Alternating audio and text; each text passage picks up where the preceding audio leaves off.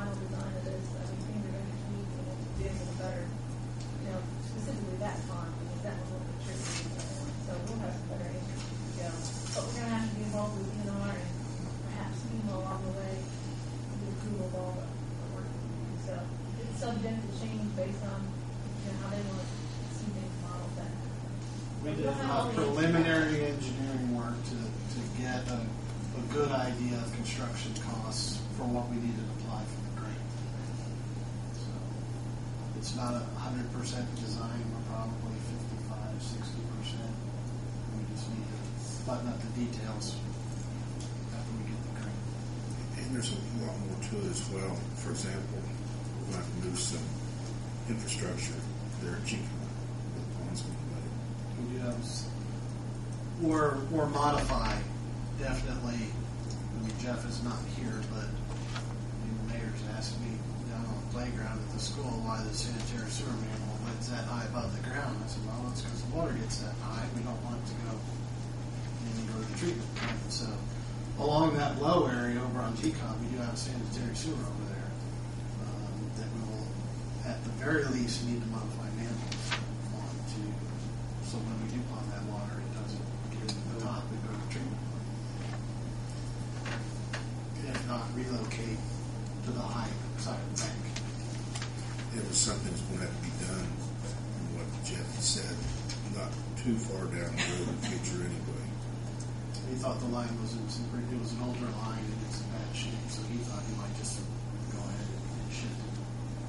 So not being expensed to this project. but it will get a lot deeper as you move further up the hill. So there's no other utilities going through there or anything other than that line? There's a water line. Rick's got a water line. Or there is a water line, we're not sure if it's the schools or if it's what the schools had put in so they'd have water use. So it's kind of one of those situations where once the water line's put in, it's kind of your responsibility to maintain. We need to look and see if that was dedicated back to the city and everything. So. But those are all things that we're willing and able to work with to do. Mayor, Mr. Bailey had a comment. Yeah, I do have a comment. Herb, you have a good point. I've seen people down through there because I live on the other end of Gas Creek, and the office down the other end. Okay. So anyway, but it's a good place for little trees and stuff to grow because they got water. But when you cut them off, if you take them out to the street, our street department will haul them away. If you throw them in Gas Creek because it's easy and they'll probably float away, Herbie, you got a mouthful there. It happens constantly. And why we don't, if we checked it out or make it get a little tougher on it, I think it would help Gas Creek tremendously, just by keeping the reed out.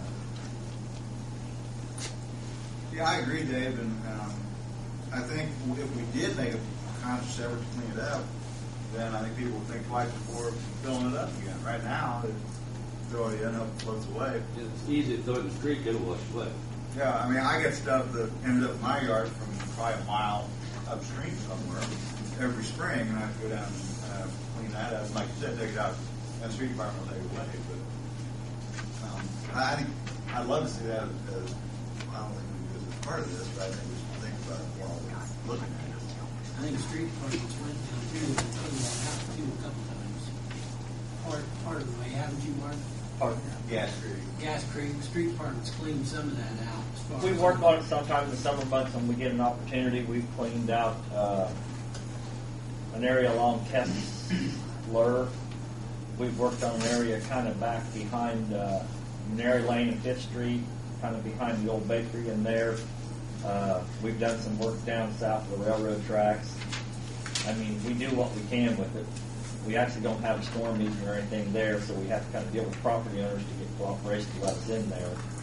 But I can second what Herb says. I know I've had Herb stuff that comes floating in the backyard.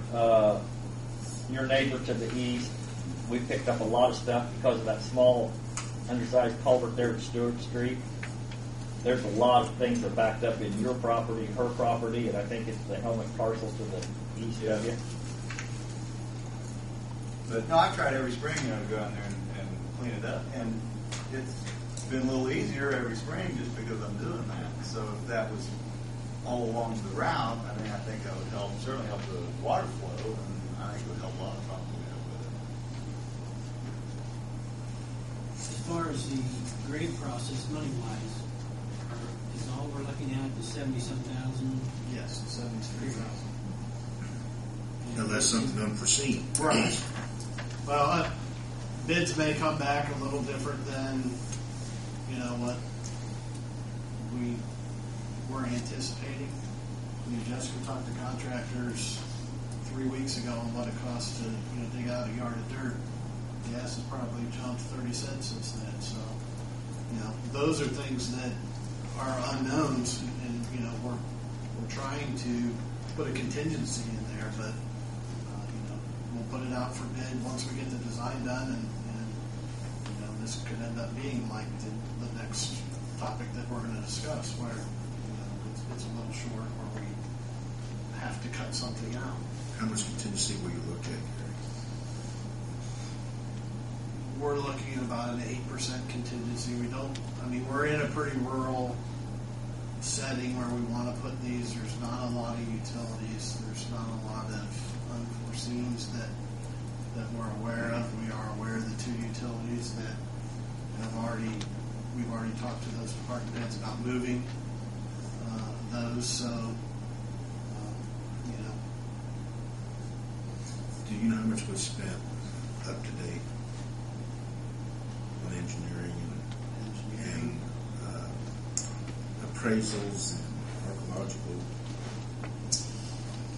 The archaeologicals were $1,400 a piece. We did 2 of those. Appraisals were $750 a piece. We did 2 of those. Review appraisals were I think $250, and we did title work for somewhere around $250, and just your contract was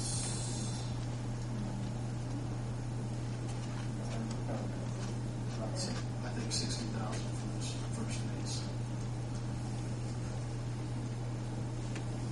Roughly 75. And that's all been paid from So far. Well, we talked about this project prior to Lincoln Street redevelopment, so it's been around for a while. We know we've had problems. We're gonna have to do something. And I mean, we've actually had a petitioner come before the Plan Commission for a rezone on some property up off of Freeland Road for a assisted living development, and you know, we've told them that we're considering that part of a larger development, making them retain their 100-year developed flow down to the 5-year pre-developed flow. For tracts over 10 acres, we do that. If it's under 10, then it's the 100-year developed to the 10-year pre-developed. So anything that we can get done in this Gas Creek watershed to reduce those flows with new development, we are doing so. Like I said, we really tried to get that 9 acres north of the interstate. And we just couldn't afford to give them reason for the appraisal. Hopefully, what's engineered here to do would reduce the problem quite a bit.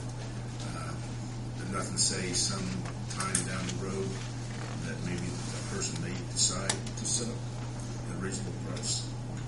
And we can always look at it again if need be, if it's needed to reduce the flooding. Times change. But this will go a long way in lowering that. I've seen pictures of cars floating down Lincoln Street. So if it's 3 feet lower right there at Lincoln and Washington in a 100-year storm, that's pretty significant. There'll be no, I know you said there'll be no issues with going the size of pipe that you're using on your railroad tracks on the other side. There's not going to be any problems with that if more flow is coming through, correct? For The 421 bridge will